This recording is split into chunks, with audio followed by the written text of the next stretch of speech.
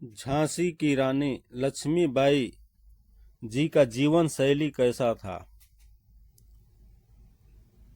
रानी लक्ष्मीबाई मराठा शक्ति झांसी राज्य की रानी थी, जो कि उत्तर मध्य भारत में स्थित है। लक्ष्मीबाई 1857 के प्रथम भारतीय स्वतंत्र संग्राम की वीरांगना थी। बलिदानों की धरती भारत में ऐसे ऐसे वीरों ने जन्म लिया है, जिन्होंने अपने रक्त से देश प्रेम की अमिट गाथाएं लिखी। यहाँ की महिलाएं भी इन कार्यों में कभी किसी से पीछे नहीं रही।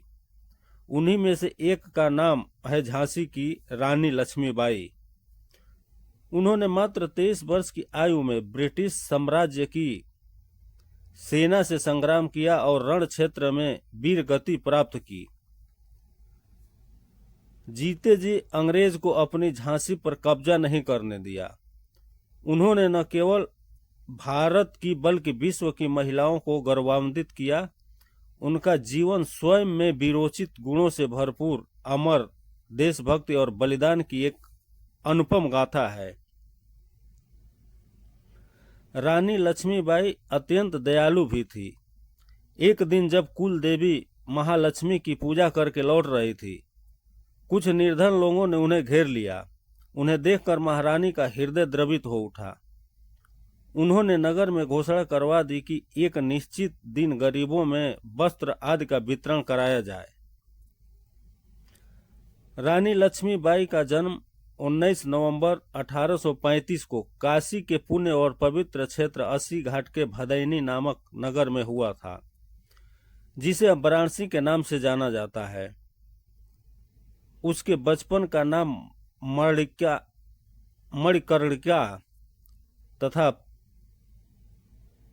परंतु प्यार से उसे मनु कहा जाता था। मनु की मां का नाम भागीरथी बाई तथा पिता का नाम मरोपंत तांबे था। मरोपंत एक मराठी थे और मराठा बाजीराव की सेवा में थे। माता भागीरथी बाई एक सांस्कृतिक, बुद्धिमान और धार्मिक महिला थी। मनु के माता पिता महाराष्ट्र में झांसी में आए थे। मनु जब 4 वर्ष की थी तभी उनकी मां की मृत्यु हो गई। मृत्यु हो जाने के कारण वह पिता के साथ बिठूर आ गई थी।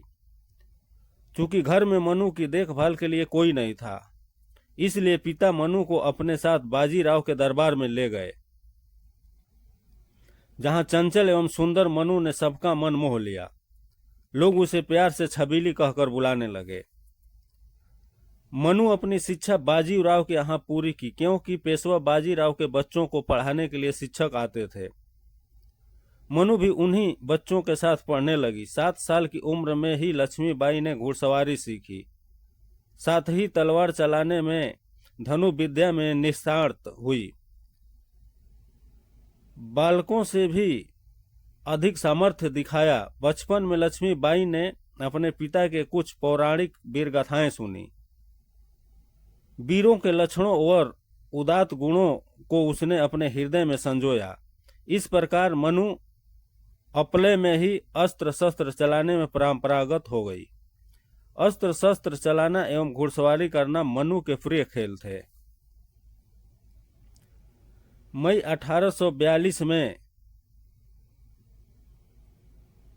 उनका विवाह झांसी के मराठा शासित राजा गंगाधर राव नेवालकर के साथ बड़े ही धूमधाम से संपन्न हुआ और वह झांसी की रानी बनी। विवाह के बाद उनका नाम लक्ष्मीबाई रखा गया। शादी के 9 वर्ष बाद रानी लक्ष्मीबाई ने एक पुत्र को जन्म दिया, जिसका नाम दामोदर राव रखा गया था। किंतु जन्म के बाद ही दामोदर को किसी बीमारी का सामना करना पड़ा। अंततः 1853 तक उनके पुत्र एवं पति दोनों का देहावसान हो गया। बाद में रानी ने एक दत्तक पुत्र लेकर राजकाज देखने का निश्चय किया, जो गंगाधर राव के ही भाई का बेटा था। बाद में उस दत्तक ही बेटे का नाम बदलकर महाराज की मृत्यु से पहले दामोदर रखा गया था।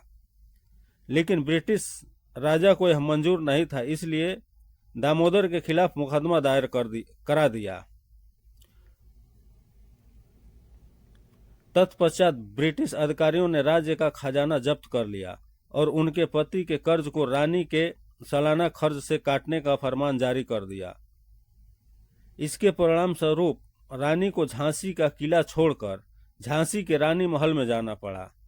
मार्च 1854 को रानी लक्ष्मीबाई को किले को छोड़ते हुए 60,000 रुपये और सालाना 5,000 रुपये दिए जाने का आदेश दिया, लेकिन रानी लक्ष्मीबाई ने हिम्मत नहीं हारी और उन्होंने हर हाल में झांसी राज्य की रक्षा करने का निश्चय किया।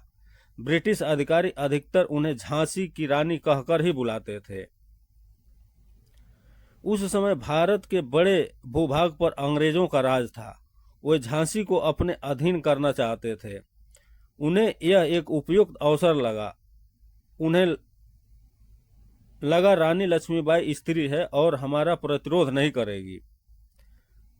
उन्होंने रानी के दत्तक पुत्रों को राज्य का उत्तराधिकारी मानने से इनकार कर दिया और रानी को पत्र भेजा कि चूंकि राजा का कोई पुत्र नहीं है, इसलिए झांसी पर अंग्रेजों का अधिकार होगा।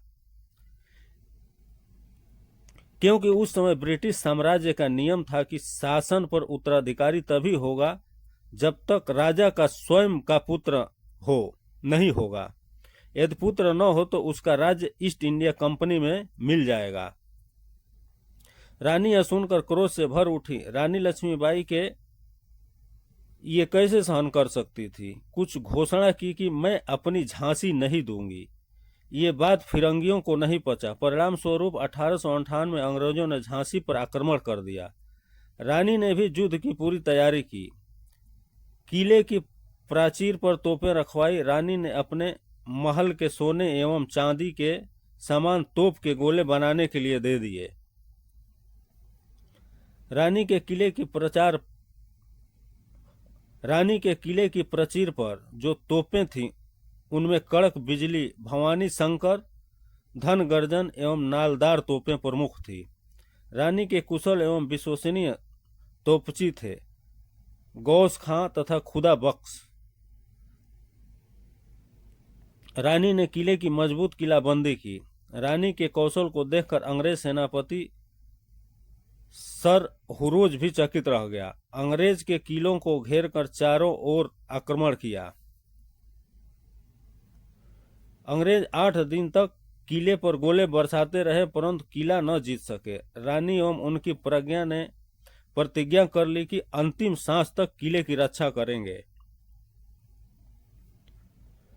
अंग्रेज सेनापति हुरोज ने अनुभव किया कि सैन्य बल से किला जीतना संभव नहीं है, अतः उसे कूटनीति का प्रयोग किया और झांसी के ही विश्वासघाती सरदार दुल्ला सिंह को मिला लिया, जिसने किले का दक्षिणी द्वार खोल दिया। फिरंगी सेना किले में घुस गई और लूटपाट तथा हिंसा का पैशाचिक दृश्य उपस्थित कर दिया। घोड़े पर सवार दाहिने हाथ में नंगी तलवार लिए पीठ पर पुत्र को बांधे हुए रानी ने रणचंडी का स्वरूप धारण किया और शत्रु दल संहार करने लगी।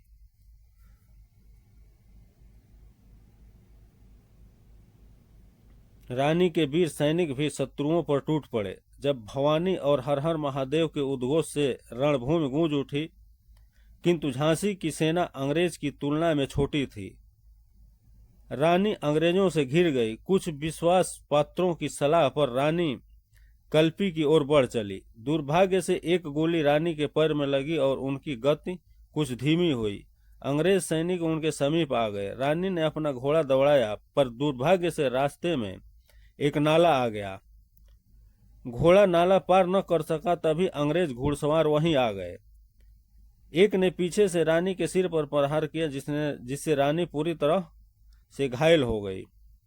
उसी समय दूसरे गोरे सैनिक ने संगीन से उनके हृदय पर वार कर दिया। अत्यंत घायल होने पर भी रानी अपनी तलवार चलाती रही और उन्होंने दोनों आक्रमणकारियों का वध कर डाला। फिर वे स्वयं भूमि पर गिर पड़ी। उन्होंने एक बार अपने पुत्र को देखा और फिर वे तेजस्वी नेत्र सदा के लिए बंद हो गए। वह 17 जून 1958 का दिन था जब क्रांति की यह ज्योति अमर हो गई। उसी कुटिया में उनकी चिता जल गई, जिसे उनके पुत्र दामोदर राव ने मुखाग्नि दी। रानी का पार्थिव शरीर प्रथम महाभूतों में विलीन हो गया और वे सदा के लिए अमर हो गई। रानी लक्ष्मीबाई की मृत्यु ग्वालियर में हुई थी।